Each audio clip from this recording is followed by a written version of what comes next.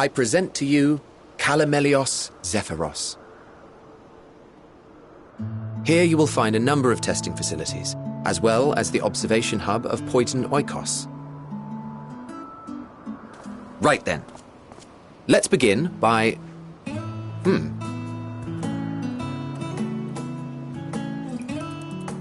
Well, well, an Arrhaeus. How delightful.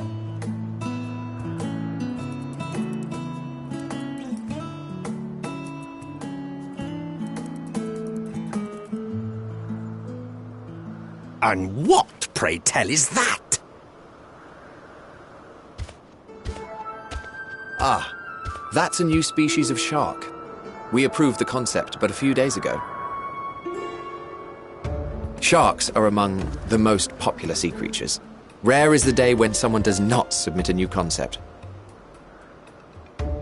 At first, they were largely orthodox, consideration given to such things as size and environmental impact, and then a whimsical someone thought to bestow it with flight, another superior intelligence. And then the floodgates burst, concepts with multiple heads, or arms and legs, and so on and so forth. It was getting absurd. A part of me wanted to tell them to go away and find something else to create, but in the end I couldn't deny their passion. And here we are.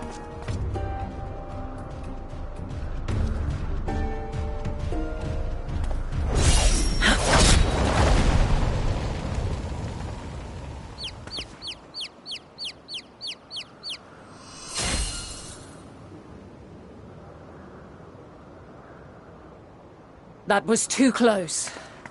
Are you unharmed? Well now, if it isn't a pair of familiar faces. Banar, that we should meet you here.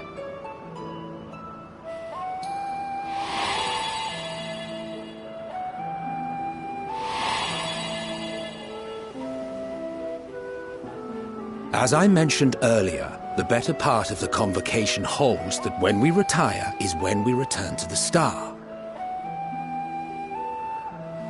Well, she is not among said majority. Even after stepping down, she carries on with her work.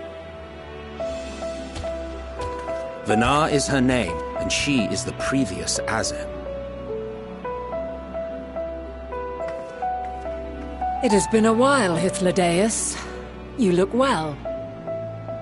Less so, Emmet Selk. I dare say the lines upon your brow have both deepened and doubled in number.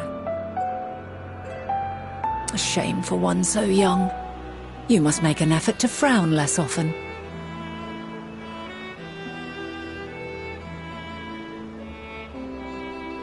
Easier said than done, thanks to your unruly successor. How is he, if I may ask? Incorrigible as ever. Rushed headlong into a volcano on the brink of eruption just the other day. I should be glad to share the tale in its entirety later, if you're so inclined. Oh, you know I am. Now then, you are?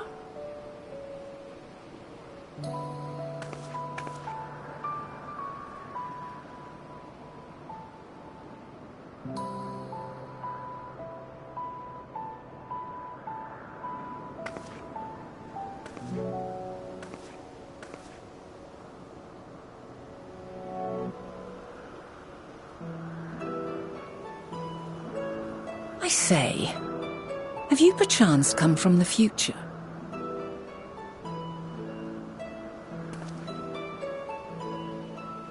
I do not believe we have ever met, yet I sense my magic upon you. Therefore, if I wove the enchantment, I could only have done so at a later point in time.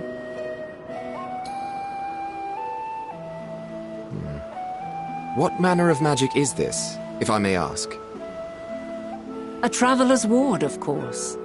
It prevents the corruption of one's ether.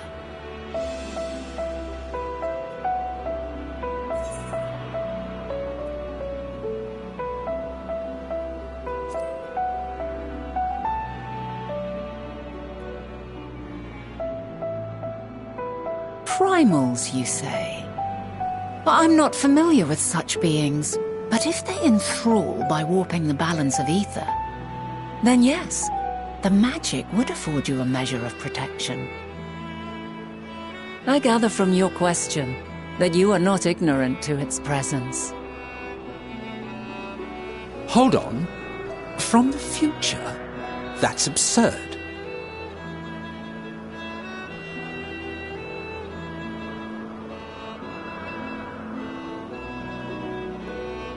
What is it? Are you unable to speak of the matter?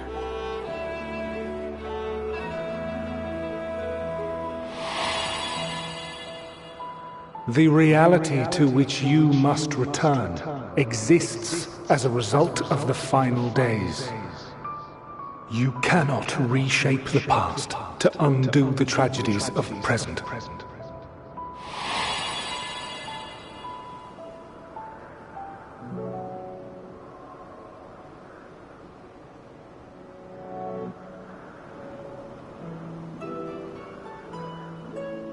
So, your actions here will not change your history, but they may yet affect the course of ours.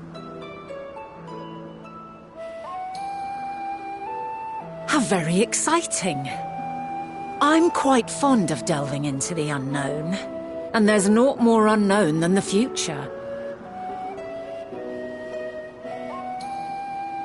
Until a moment finally arrives, we cannot know for certain what will come to pass, regardless of our supposed foreknowledge, so you needn't worry for us. More importantly, that you should go to such great lengths as to travel unto the past bespeaks the gravity of your quest. Will you not reveal it to us? Mayhap we can be of aid to your cause.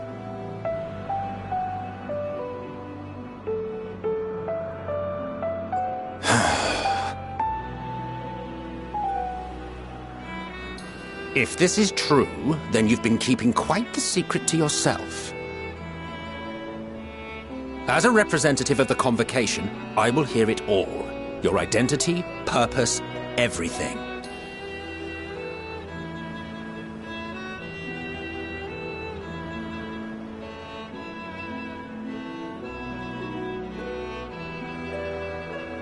Why don't we move to a place more conducive to calm conversation?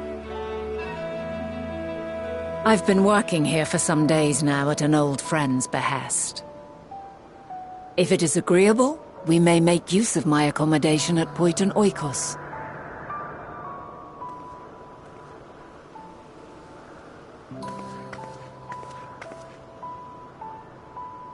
We were meant to meet.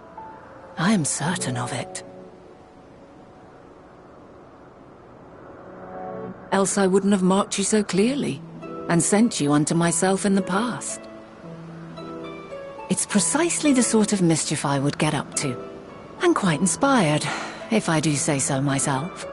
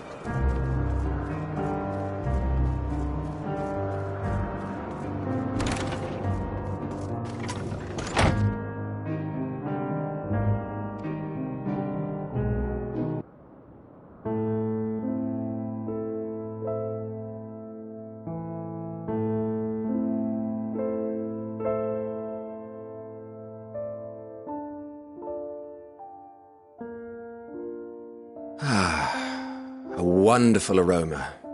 I feel more relaxed already. Would that I had sweetmeats to offer, but I travel light out of habit. There's plenty of hot water though, so please have as much tea as you like. Now then, will you tell us your tale?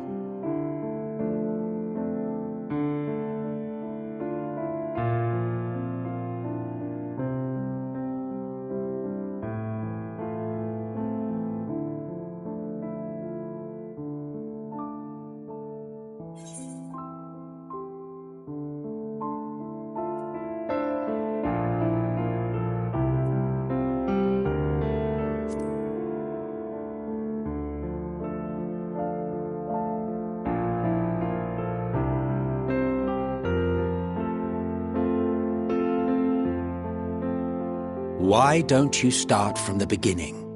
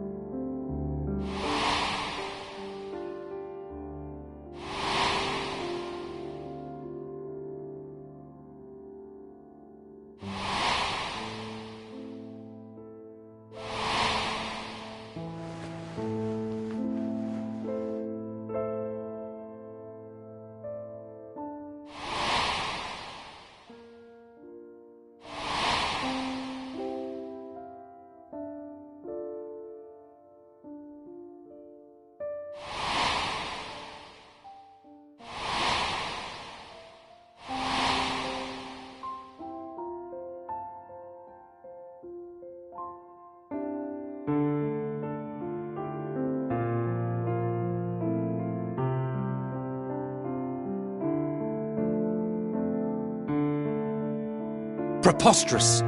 Utterly preposterous. While not the words I would have chosen, I too have my doubts. Much of it borders on the incredulous. What of you, Vanar?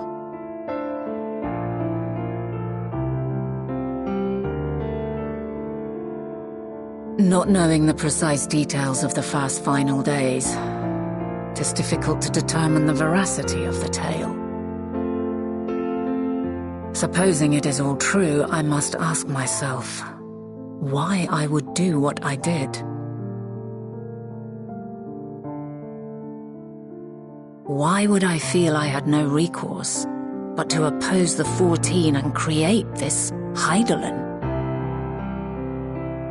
Circumstances change, of course, but it would not have been an easy decision regardless. No, there must have been a reason. One compelling enough to force me to take such drastic measures. Then there is the Elpis flower, which I said would serve as a guide. That it's of import to your mission is plain, but your presence here leads me to believe that this place also holds significance. But what could it be? What are we meant to accomplish? Might it not be simply thus? In the future whence he came, the final days could not be averted. Mankind has no choice but to flee the star. By alerting us to that eventuality, perhaps you wish to pave the way for other futures. Theoretically speaking, it is a possibility. Yet if that were my primary objective, I see no reason to guide our friend to Elpis specifically.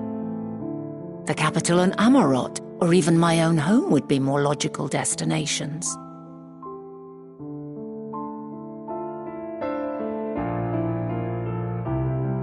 True. I note also that Hydaelyn did not specify a point in time to which he must return. By this, it may be inferred that it was not critical that we should meet. Alternately, she had reason to believe that our paths would converge, coincidental though it may seem. This is quite a puzzle, and we do not have all the pieces. Hardly any, but we do have one immutable fact. If the final days are indeed as described, they will bring death to all that I hold dear. Yet despite being afforded long years of preparation, the only provisions I could make were for flight. Nay, my first and foremost endeavor would be to find a way to forestall the coming doom. Given that even the 14 failed, mayhap you deemed it impossible. Nothing is impossible. This I have always believed.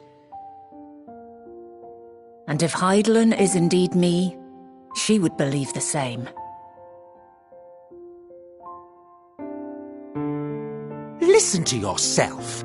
Are you seriously entertaining the notion that you are a messianic figure in some far-fetched tale?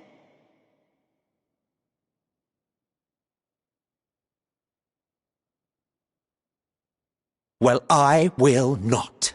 I refuse to accept that our world could be undone by some unforeseen calamity. I also take offense to my portrayal as a megalomaniacal madman. To sacrifice oneself for the star is a noble act, and I would hold those who gave themselves to this zodiac in the highest esteem. Yet, you claim I recreated Amarot and populated it with phantoms of our people? A bizarre indulgence that would be insulting to their memory. Worse still, I even invited you there. Literally invited my own downfall. Why would I do something so idiotic and inexplicable?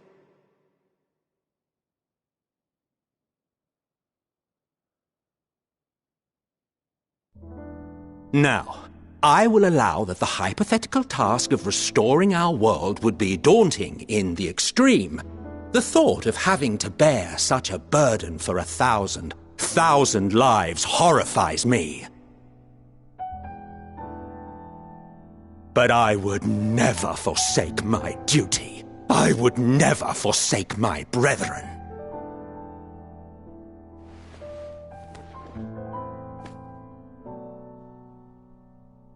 You do not know me.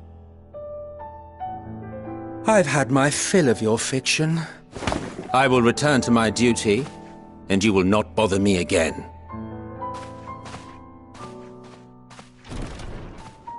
Emmett Selk! Wait!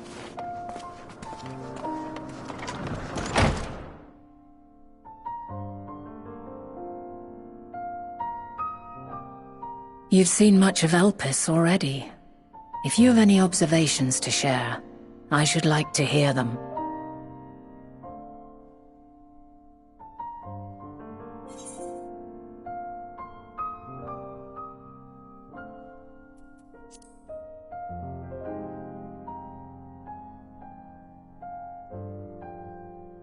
I see. Then for now, it might be best that we follow your lead and investigate he who will become Fandanyo. And if Dynamis is the selfsame energy as Akasha, as it likely seems, we would do well to learn more about it.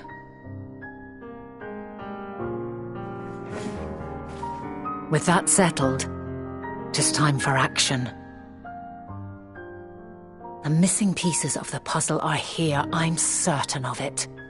And when you find them, the picture my future self has painted will be complete, and you will have your answer. Now suffice it to say, I will aid you in your quest.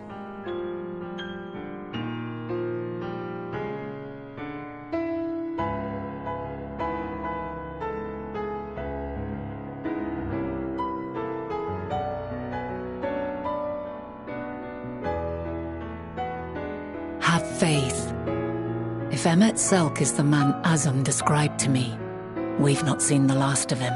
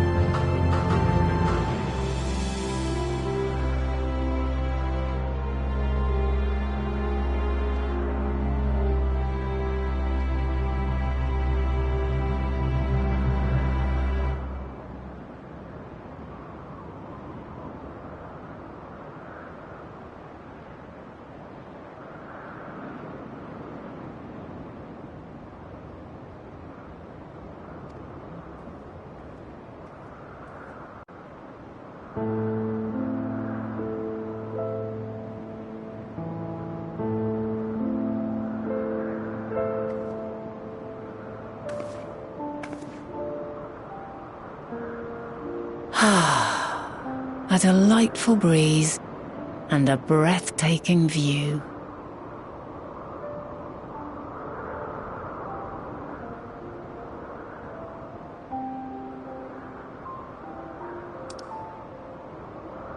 What is it like in the future? Is the world still a beautiful place?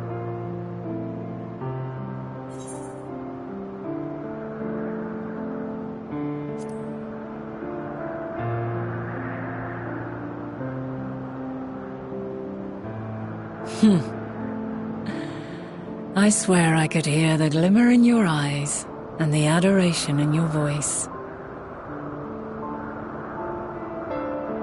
While we wait, will you not tell me about your adventures?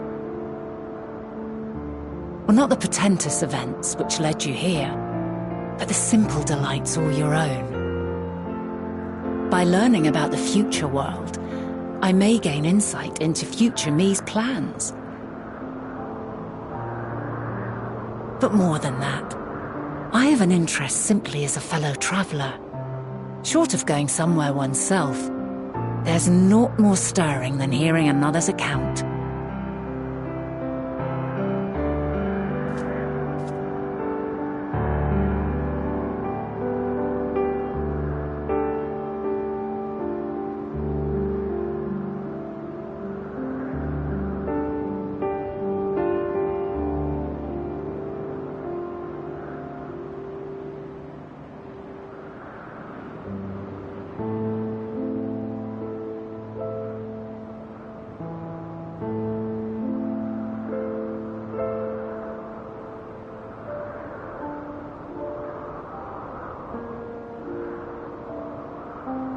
Incredible! Would that I could have been there to see it.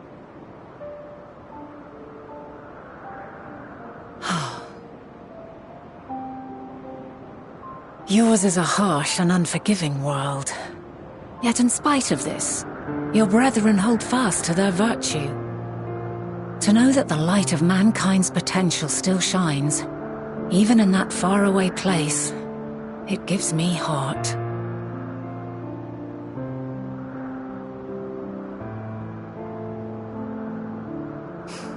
Thank you for regaling me with your tales. I will treasure every word.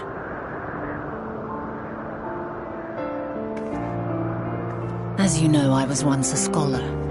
And among other things, I sought to understand the workings of the world. What exactly is ether? How formed the laws of nature? Whence sprung mankind? Riddles and mysteries beyond counting. Over the years, I have managed to find answers to some few of them. Yet rather than attain a sense of mastery, the more I understood, the more I came to hold the world and its miracles in awe. We too are miracles, each and every one of us, born of the warm breath of life that traverses the heavens, swirling through eternity. When I fully grasped the improbability of our existence, nothing felt impossible anymore. If it could be imagined, it could be done.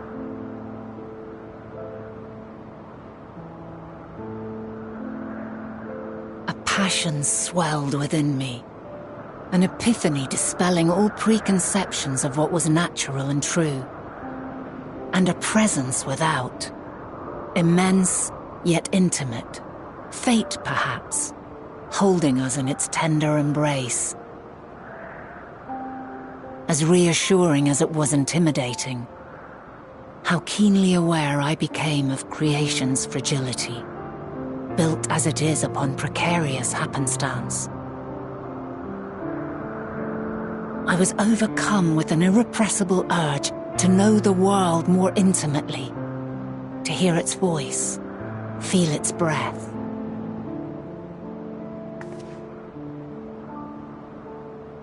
I ventured forth on a journey that very day, so very long ago now.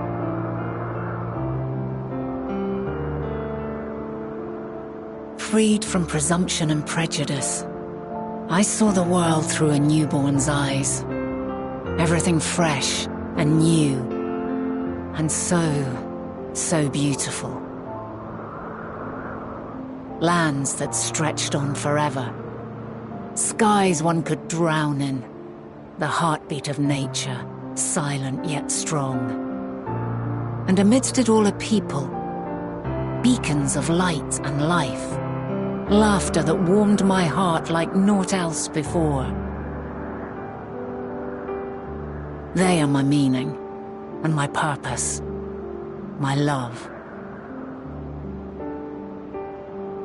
And so long as they need help, I cannot return to the star. Perhaps my future self is still waiting for it. A moment she can let go and walk unto the end. Safe in the knowledge that man will find his own way.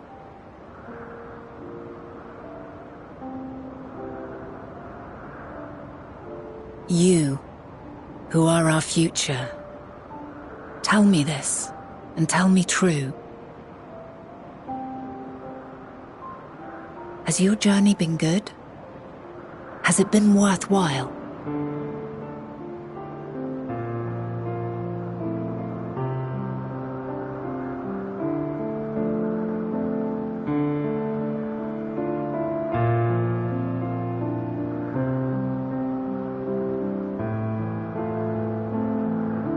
Pray forgive my lateness. My observation subject was rather irritable, and it took a while to settle it down. No need to apologize. Your work takes precedence.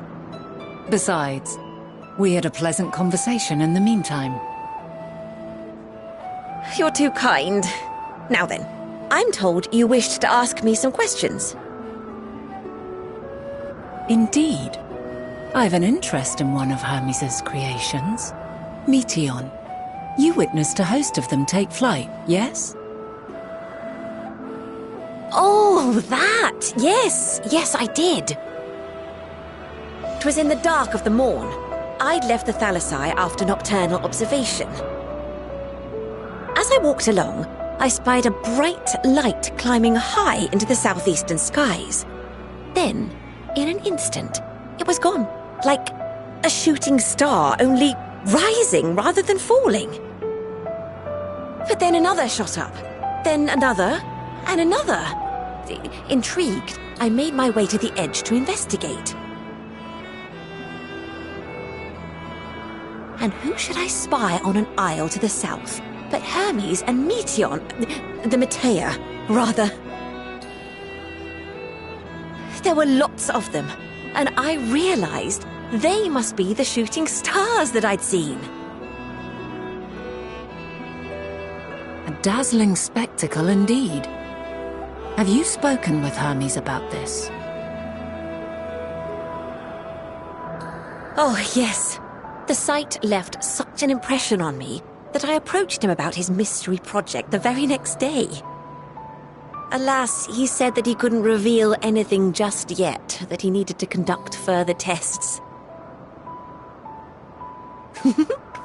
It shouldn't be long now, though. He often returns to that isle, and I have a feeling he's nearing a breakthrough.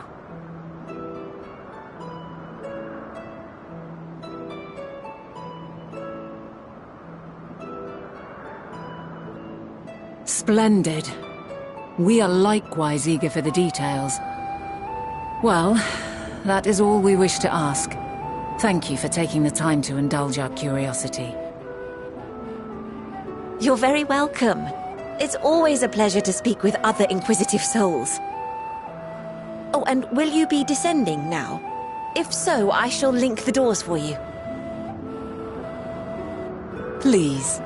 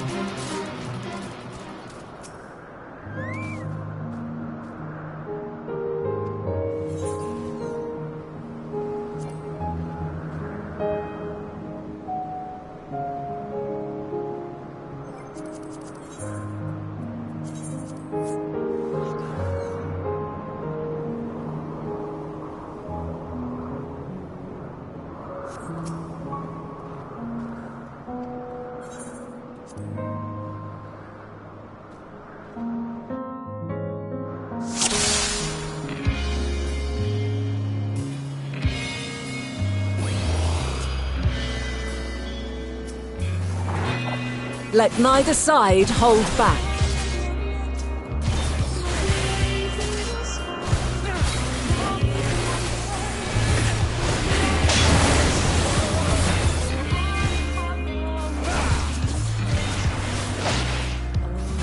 My blade sings!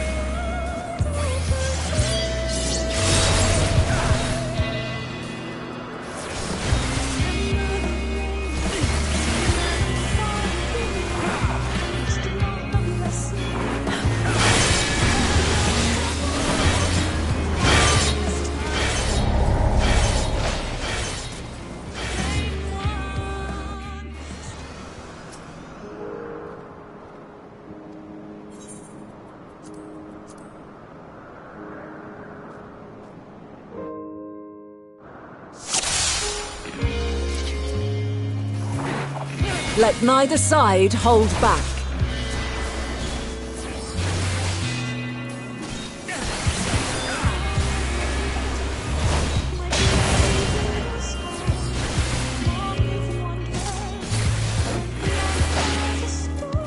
My blade sings!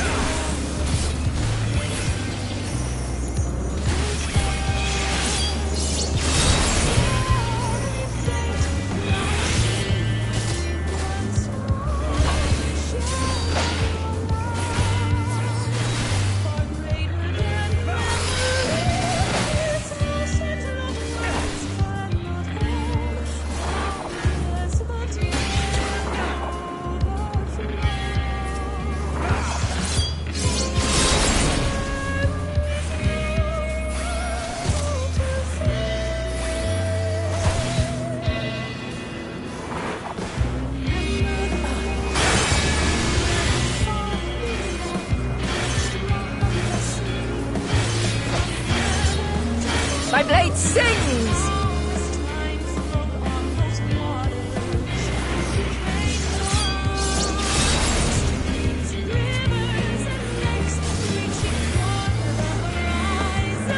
Impressive!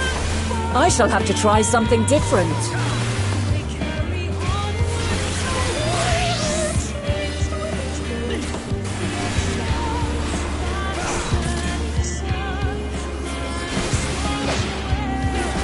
No quarter!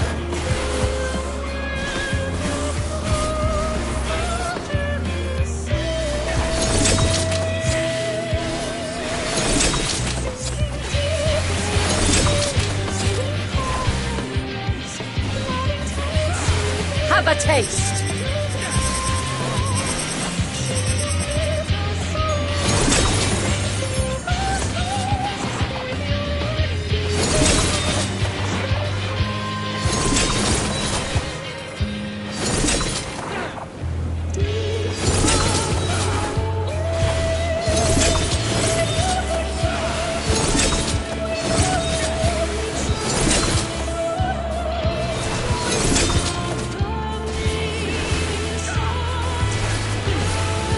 I see you won't be easily overcome, but neither will I.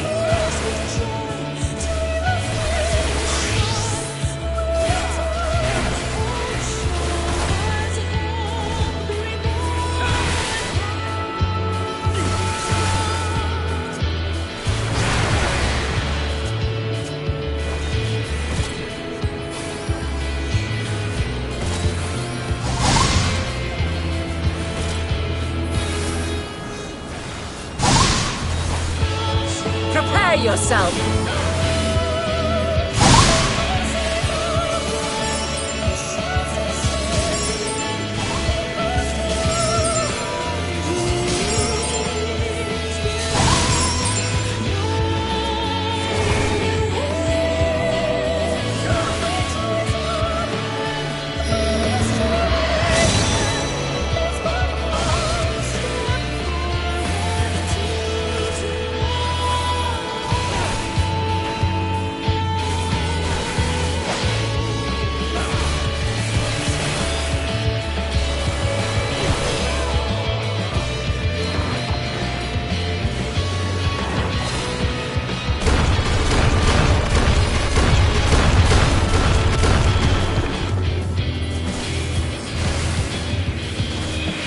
We've only just begun. Come at me with your all.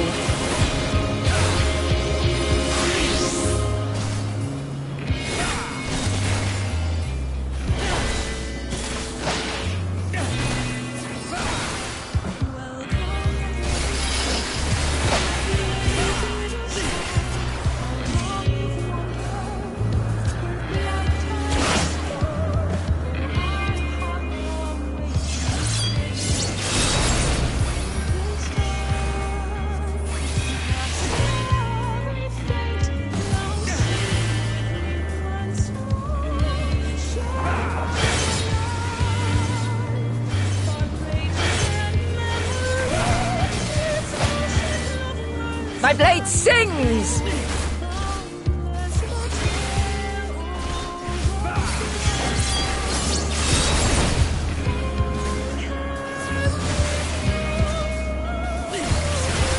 Impressive. I shall have to try something different.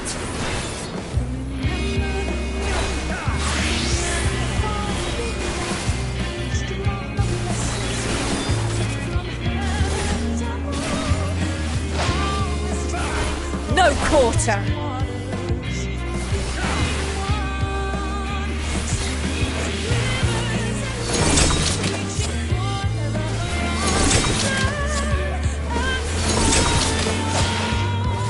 Very well. Let us move to the final trial.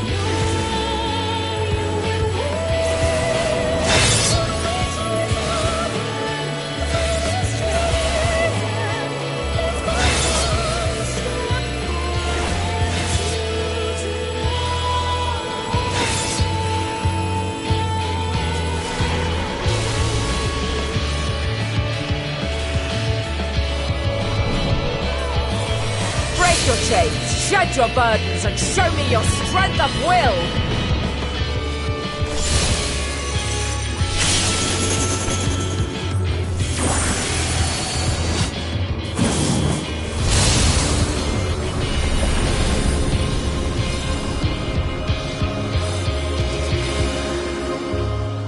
You still stand. The people of your time are more resilient than I had dared hope. I have seen enough.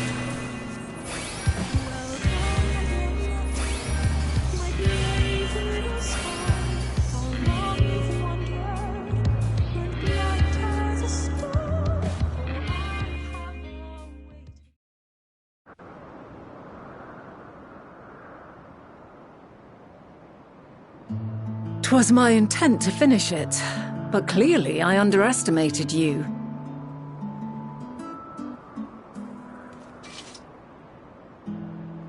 One would think I never learn. I made the same mistake with Azam when we first sparred. Despite being less than half my age, his strength was astounding. As is yours. 'Tis plain you have weathered considerable hardship. Far more even than your tales would suggest. It seems we have both learned much on our journeys.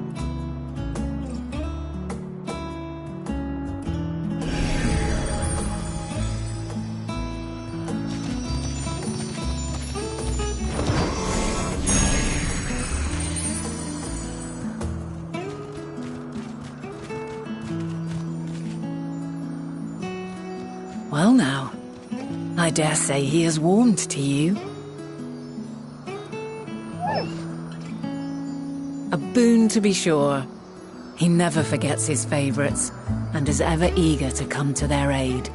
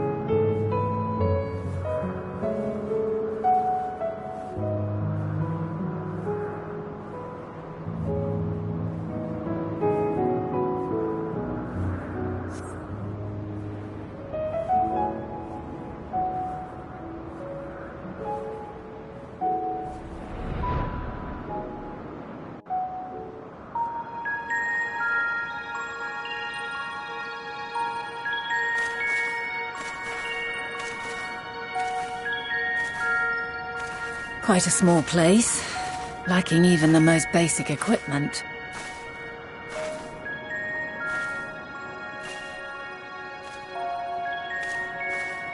The present may yield no clues, but we may yet try perusing the past. Have you done this before?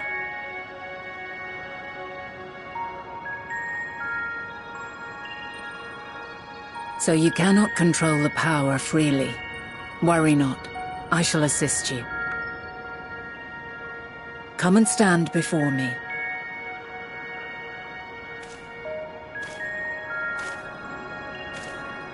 There are two ways to see the past.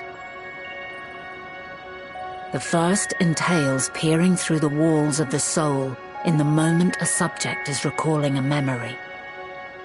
The second requires no subject, and is instead a process of piecing together an event from ripples left in the ambient ether.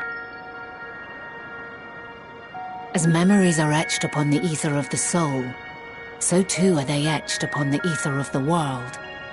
In this way can history be preserved. Such memories are given to fading, however, and can prove challenging to visit. But come, let us try. Close your eyes.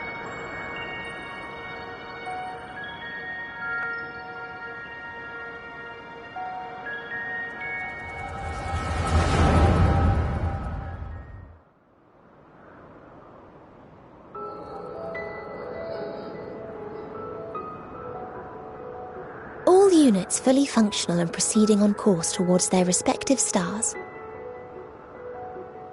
Estimated time to completion of survey is 108 cycles. End of status report. Severing connection with shared consciousness.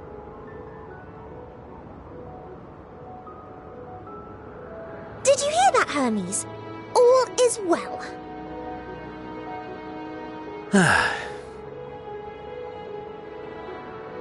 Yes. Good tidings at long last.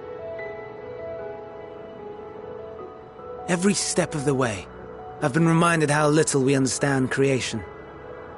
How the universe defies imagination.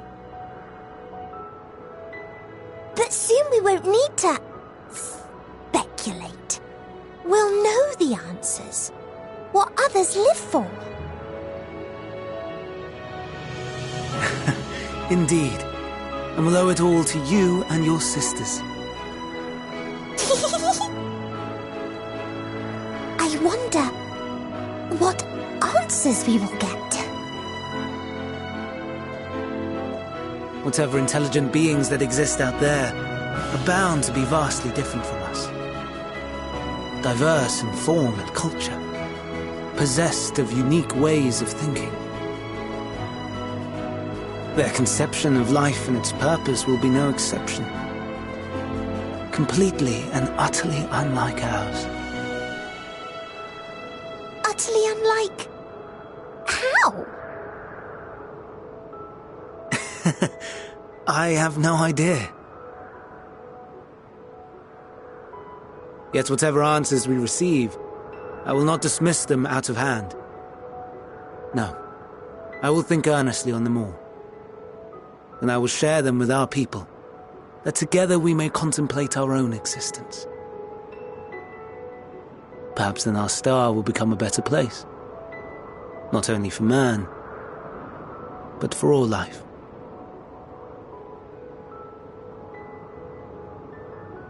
Meteon, though I gave you wings to soar the heavens, I did not teach you how to walk the earth. So loath was I to bind another living being. In the course of your long journey, you will learn from those you meet, learn to walk and run and so much more. And when you return, older and wiser, we will have a celebration to mark your homecoming and coming of age both. Will there be apples? Covered in syrup? And how are you supposed to eat them? Rather than food, perhaps...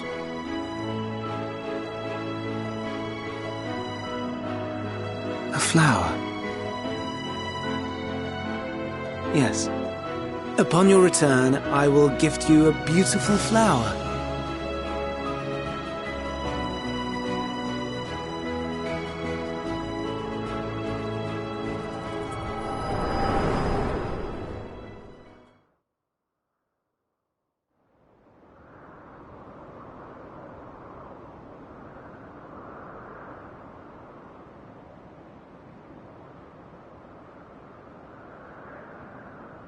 So, what is your opinion?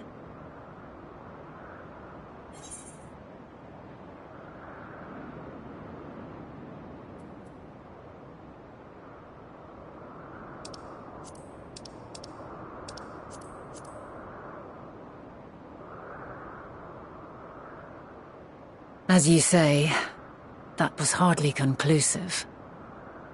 Yet based on what we witnessed, I find it difficult to believe that they would deliberately seek to end all life.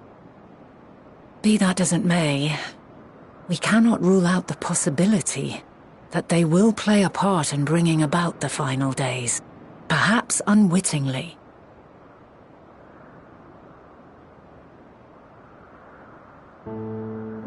In light of this, I propose that we reveal your tale to Hermes himself. If he does not wish for the final days, as we believe, he may well join us in pursuing a solution.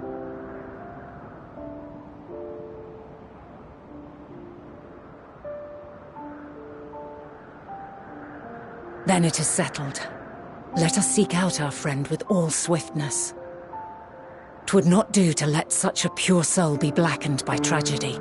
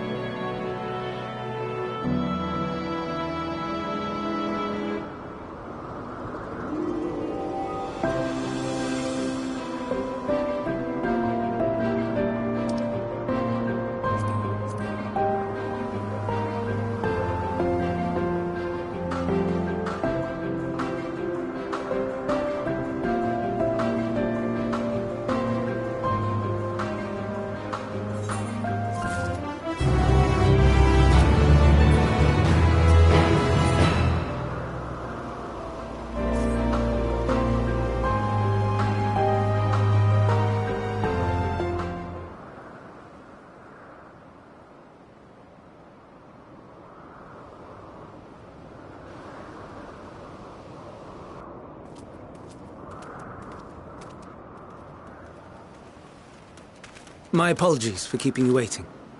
I understand there is a matter you wish to discuss. Aye. A matter of the utmost gravity. If one can suspend disbelief. Go on then. Tell him what you told us. Who you are and why you came.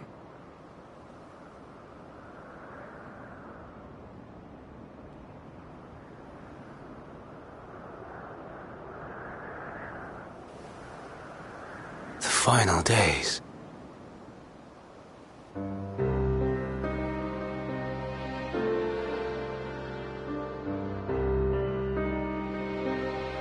The phenomena observed during these star-encompassing calamities is likely the product of a dynamis reaction.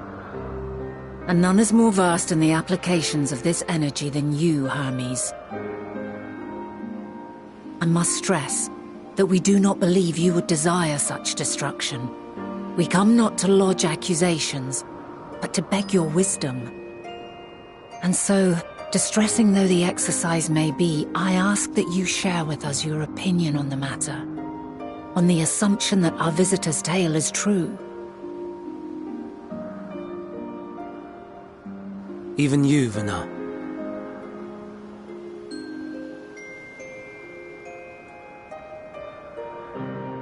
As you say, the phenomena observed in the two calamities may both be attributed to dynamis. Of note is the difference in its effect. In the first final days, it warped creation magics. In the second, it warped the people themselves. The key variable, I suspect, is the etheric density of the men of each age. As you know, ether, in essence, negates dynamis. Harboring high concentrations of ether, we ancients cannot readily manipulate dynamis, nor be manipulated by it. Therefore, rather than ourselves, the calamity affected our magics. In contrast, having been sundered, the people of the future are composed of but a fraction of our ether. Thus are they susceptible to the influence of dynamis and its transformative potential. But that would explain only the mechanism, not the cause. Though perhaps...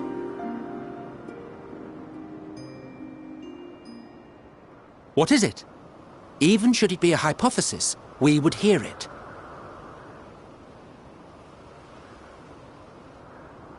Dynamis is an energy put in motion by feelings. Feelings for which there must first exist a source. A source to which the victims must be attuned. One that harbors the selfsame negative emotions. Elsewise it could not be the agent of such extreme change. So it wasn't the stagnation of the celestial currents. Someone, or something, is instigating the star's demise.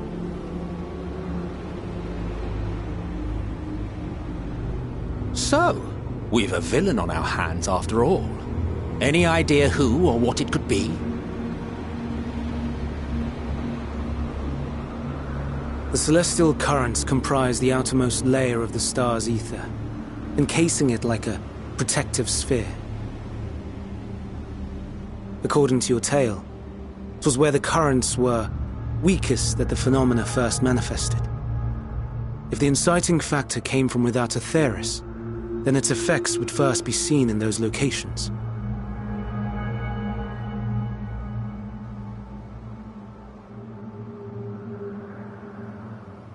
Greetings.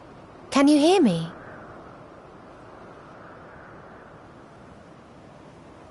Do not be alarmed. I mean you no harm. I wish only to hear your words, share your feelings, know your thoughts. May we please be friends? Meteon. What is it? Executing scheduled task, suspending individual self and connecting to shared consciousness. Connection established. Commencing status report.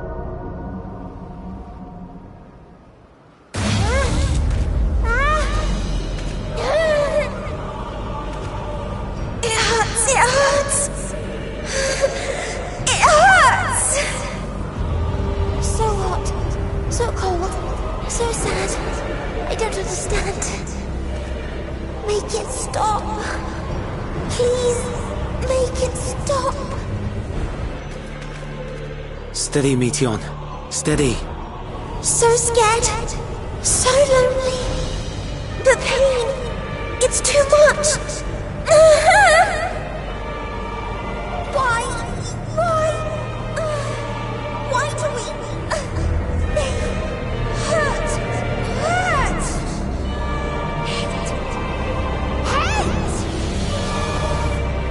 This is wrong. All wrong. She's gone? But how? She has altered her etheric density in order to blend in with her surroundings, an ability for avoiding confrontation. Most effective. Frustratingly so. I can't see her either. Not even a trace. Stay away. Please. This is wrong. My mistake. So please. Are you all right?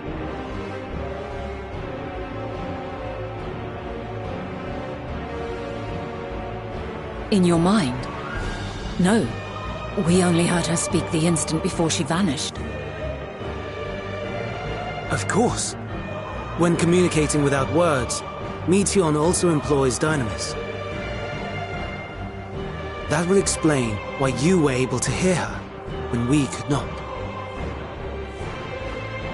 Then you are our best chance of finding her. Follow her voice and try to track her down. Hindered though we may be, let us split up and search as well.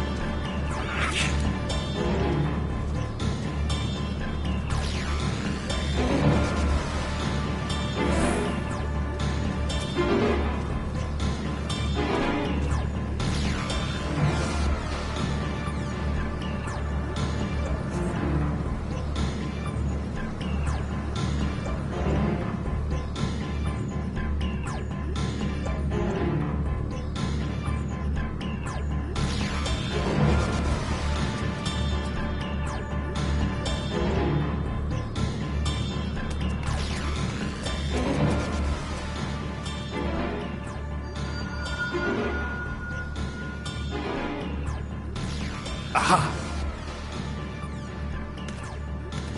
Give chase! We shall herd her into the shelter.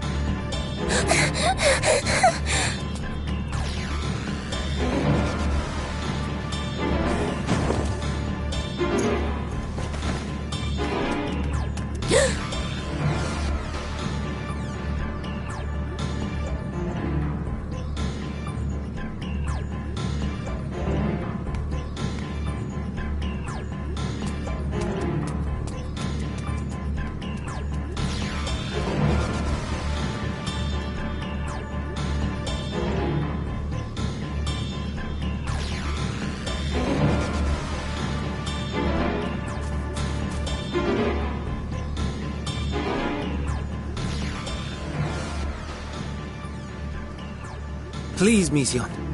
We must speak.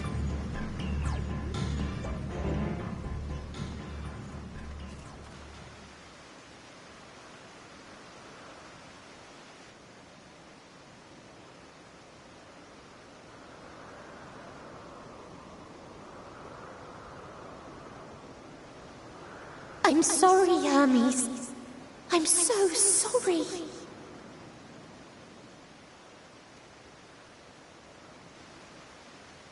If someone can hear these words, then please...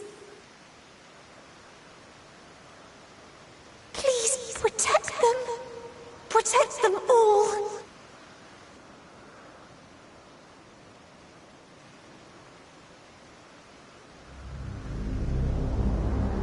Individual self-suspended. Connection with shared consciousness stable.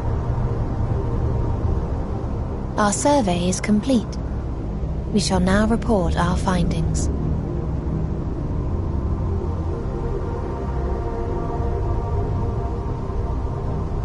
All units safely arrived at their respective destinations. Seeking answers to Hermes' question, we attempted to make contact with the intelligent denizens of each star. Results are as follows, in order of numerical code. Enna. Traces of civilization found. Structures believed to have served as domiciles. No extant life forms detected. Dio. Ruined remnants of buildings scattered across star, surface of which is encased in ice. Presence of life could not be verified. Tria. Evidence of large population centers, akin to cities recovered. No extant life forms found, only their lingering essence. Tessera. Edifices surmised to be abandoned residences found. No extant life forms detected. Deadly plague or extreme environmental degradation likely to have led to mass extinction. They are all... dead. Octo. Star found in state of violent conflict. Contact successfully made with inhabitants, but deployment of weapons of mass destruction resulted in total annihilation of local population shortly thereafter. Inea. Star is a barren desert. No identifiable flora found. Bones of living beings resembling men discovered beneath sands, but determination regarding their intelligence inconclusive.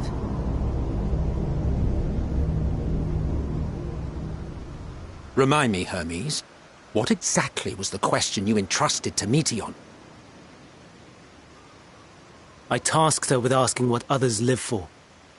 What gives their lives meaning. Did you consider what may happen if the premise of the question is flawed?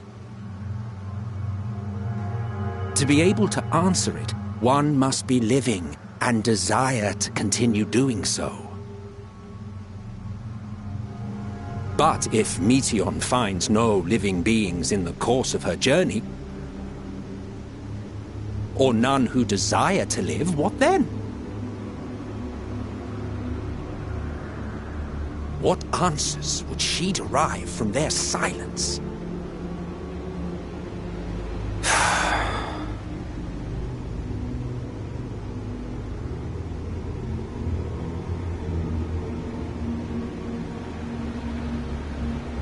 Meteon, enough! Suspend your mission and return hither at once. Decapente. Local civilization once flourished under auspices of higher power. Said power later laid waste to civilization in fit of rage. Upon revealing this to me, entity elected to self-terminate in lieu of providing answer to question. No other intelligent life forms found. Turning a deaf ear, are we? We are taking Meteon back to Amarot. As I understand, we will need her if we are to bring back all of her sisters. Yes.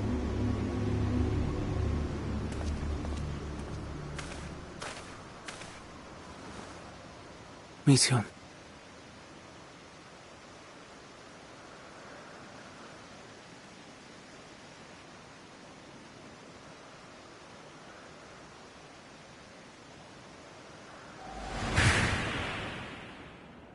It isn't right, is it? It isn't right to turn away from the answer. Even if the answer is pain.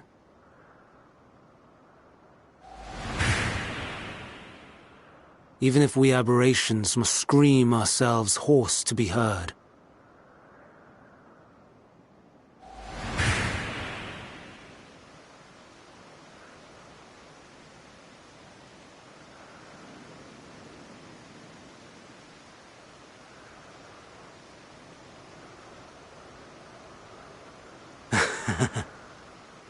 Aye. Whatever answers we find, I will not dismiss them out of hand. These words I said to you, and I will hold myself to them.